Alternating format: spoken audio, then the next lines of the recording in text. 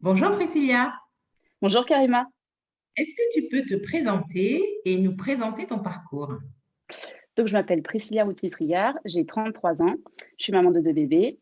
J'ai j'ai démarré du coup une prépa HEC, puis une école de commerce et j'ai terminé aux États-Unis à Georgetown University à Washington, ce qui m'a beaucoup appris. Ça m'a permis d'avoir une ouverture internationale et d'apprendre voilà, plein de choses hors système. Après, j'ai démarré dans le secteur du luxe où j'étais chef de projet. J'ai gardé en fait ce fil rouge pendant 10 ans. J'ai fait des startups et des grands groupes. Après, j'ai travaillé dans l'industrie pharmaceutique et j'ai terminé dans l'informatique où j'ai fait plus de 6 ans. Et dans l'informatique, du coup, j'ai commencé chef de projet. J'ai continué vers la qualité. Je suis devenue responsable consultant de qualité. Je me suis formée à la RGPD, donc je suis devenue référente RGPD dans mon ancien gros poste que j'ai eu dans un grand groupe français.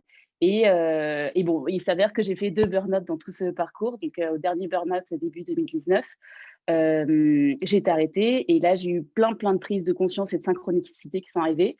Et tout ce parcours de 10 ans, mis bout à bout, m'a permis d'avoir toutes les clés en main et toutes les compétences nécessaires pour faire ce que je fais aujourd'hui et ce que je vais te présenter. Est-ce que tu peux nous dire justement comment tu travailles sur la question de l'égalité femmes-hommes? Alors, donc début 2019, comme je te dis, j'ai eu plein de prises de conscience et ce qui s'est passé, c'est que, au moment où j'ai été arrêtée, plein de choses me sont remontées et notamment des choses qui se sont passées en entreprise. Dans les domaines que j'ai, traversés, tu imagines que j'ai pu être entourée par, beaucoup d'hommes, souvent que des hommes, surtout dans le secteur informatique, le dernier. Et du coup, il y a plein de choses qui sont passées en réunion, qui sont passées, dans les couloirs, qui sont passées, bon, un peu partout. Et toutes ces choses me sont revenues. Je me suis dit: «Mais c'est juste fou en fait qu'on dise rien». On a tellement intégré ces choses-là, ces remarques, les inégalités salariales, les harcèlements, enfin, toutes ces choses-là, voilà, on les a en nous et je me dis: «C'est quand même fou qu'on se parle pas et qu'on se rende pas compte qu'on est beaucoup à les vivre», quasi, je dirais même, la quasi-totalité des femmes a vu au moins une fois dans sa vie ce type de remarques ou d'injonctions ou de violence, en fait, violence physique ou verbale. Et je me dis, mais pourquoi est-ce qu'on ne communique pas entre nous? Donc, est-ce qu'on a oublié de communiquer entre nous? Est-ce qu'à un moment, on a eu du coup ce lien ou juste on n'a jamais fait?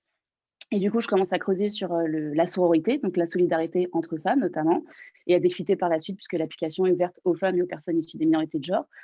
Et je me dis: «Mais c'est peut-être ça le truc, c'est ce lien et il faudrait le réactiver». Si juste on communiquait ensemble et qu'on se rendait compte qu'on n'est pas seul à vivre ces situations et que si d'autres s'en sont sortis, si d'autres ont pu passer à travers et ont pu du coup, cranter et ben, on peut le faire et du coup se donner des tips et se tirer la main vers le haut. Donc je commence à aller là-dessus et puis, tout se passe hyper rapidement en 48 heures, pour tout dire.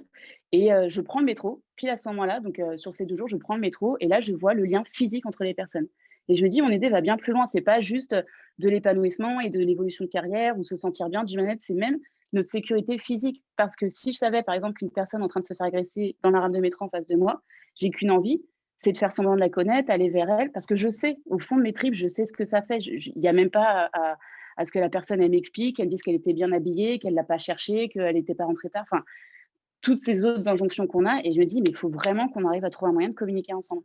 Et là, je réfléchis, je me dis: «Bah, on a toutes et tous un téléphone entre les mains et c'est le moment peut-être enfin d'utiliser la technologie au profit de l'humain». Et je me dis: «Mais il est là notre lien». Une application, alors oui, c'est ringard, c'est pas sexy, ça coûte hyper cher, mais si on arrive à trouver quelque chose pour s'unir et s'activer, s'entraider, ce serait dingue. Et je commence à dessiner The Sorority. Est-ce que tu peux nous en dire un peu plus sur sorority et toutes les fonctions qu'on peut y trouver?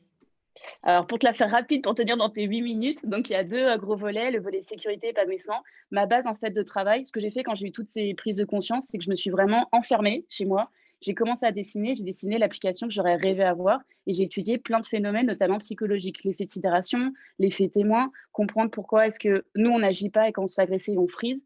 Et après on nous dit: «Mais pourquoi tu as pas parlé? Pourquoi tu as pas fait?» Bah, c'est notre cerveau qui nous a protégés.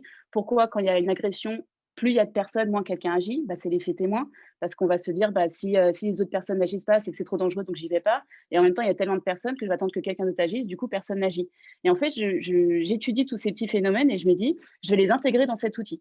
Je vais faire en sorte de pouvoir déclencher en fait et inverser ces effets de sidération, par exemple.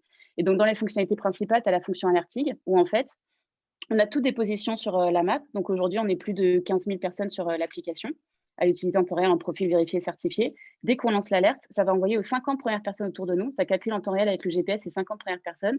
Et ces personnes-là, en fait, l'idée, c'est qu'elles s'activent, s'entraident, appellent les autorités pour nous, nos géolocalisent, voient qui on est, puissent nous contacter, c'est exactement ce qui se passe. Donc, par exemple, en cas de violence conjugale, bah, la personne est au 3e étage, le code d'entrée, c'est ça, il y a tant de personnes dans le logement, je suis OK pour que vous contactiez pour moi les autorités. Et au fur et à mesure, en fait, on s'entraide, on agit et surtout ne jamais se mettre en danger. C'est vraiment de l'entraide pure entre personnes. Dans les autres fonctions, tu as une alarme sonore hyper forte pour créer un effet de sidération. Par exemple, tu es dans le métro, tu lances l'alarme, bah, tous les regards vont se retourner vers toi, donc vers l'agresseur, donc l'agression prend fin parce qu'un agresseur déteste être mis en lumière. Tu as aussi un message écran qui dit: «Je suis en train de me faire agresser, aidez-moi». Du coup, ça permet aussi de créer un effet de sidération et voilà, petit à petit, cet aspect sécurité, c'est vraiment déclencher l'action plus rapidement. Tu as aussi le chat pour pouvoir échanger entre nous et une dernière fonction hyper importante dont je te parlerai, c'est la fonction recherche où en fait, tu peux trouver des personnes, qui peuvent t'aider, donc qui donnent du soutien, de l'écoute, de l'entraide, notamment dans le cas de violence conjugale, violence intrafamiliale ou harcèlement. Donc c'est vrai encore une fois la communauté qui se mobilise et donc des professionnels de l'accompagnement comme des, juristes, avocats, psychologues, psychiatres, mais aussi et surtout un lieu sûr pour fuir. Si tu as besoin, en fait, le système peut également calculer en temps réel toutes les personnes qui proposent un lieu sûr pour fuir. Ça peut être une chambre ou alors un logement entier pour le temps que vous aurez déterminé, pour une personne ou une personne avec des enfants, etc. Donc c'est vraiment la société, la communauté, la citoyenneté qui se met en mouvement et en action pour intervenir et s'entraider. Si tu avais une baguette magique, Priscilla, quelle serait la première chose que tu mettrais en place justement pour faire bouger les lignes de l'égalité femmes-hommes? Bah, que cette entraide prenne, un envol encore plus grand parce qu'aujourd'hui, on a eu un soutien incroyable. On a fait, du coup, pour en arriver jusque-là, parce que je n'ai aucun fonds et ça coûte hyper cher de faire une app. Donc, j'ai commencé avec 2 crowdfunding et c'est vraiment, bah, du coup, la société qui s'est mobilisée pour porter le projet et le faire naître parce qu'il n'existait pas et bah, personne ne savait ce que ça allait donner et ça a pris de plus en plus. Là, comme je t'ai dit, on est à 15 400 maintenant aujourd'hui, profils vérifiés et certifiés. On a eu plus de 55 000 téléchargements donc, ça marche hyper bien. Les soutiens sont super forts. On a eu plein de retombées médias alors que je ne connais personne, je partais de rien et j'ai contacté aucun média, donc ça marche et ça bouge. Et surtout, ce qui est hyper beau, c'est la communauté, pas qu'en France, il y a aussi tous nos expatriés issus de la diaspora qui demandent en fait à ce que l'application arrive chez elles et puisse aussi les aider dans leur quotidien.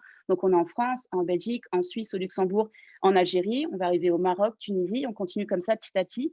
Et donc voilà, ce que je souhaiterais, c'est que bah, cet élan continue et surtout qu'en fait l'application soit connue par le plus grand nombre de personnes, notamment les personnes qui en ont le plus besoin, des personnes qui vont être coupées de leur famille, notamment qui sont victimes de violences conjugales, coupées de leurs amis, de leur famille, qui ont le sentiment de ne pas avoir de contact et de soutien autour d'elles. Et ben, elles savent qu'elles ont cette solution et qu'elle est sans frontières, sans limite et que la communauté est bienveillante et est là pour les aider. Et pour ça, bah, c'est des soutiens financiers, c'est des soutiens de communication, c'est vraiment quelque chose à grande échelle, quelque chose voilà, qui permette de faire une avancée significative. Et enfin, Priscilla, pour finir, et rapidement, quelle est la femme qui t'inspire? Bah, j'en ai plein. C'est vraiment des petites, sèmes, des petites graines qui sont semées un petit peu partout donc je prends un petit peu tout et quand tu me dis ça, il y en a une qui ressort, qui est, un personnage fictif mais vrai. C'est, l'héroïne de la série, Borgen, Birgit Newborn qui est, donc une personnalité politique, féminine qui a pu progresser au Danemark et bah, j'ai trouvé juste son parcours hyper inspirant et voilà, ce serait celui que je donnerais si des personnes m'écoutent. Regardez cette série. C'est une série sur Netflix de mémoire qui est vraiment top, donc allez-y. Merci beaucoup, Priscilla. Merci à toi, Karima.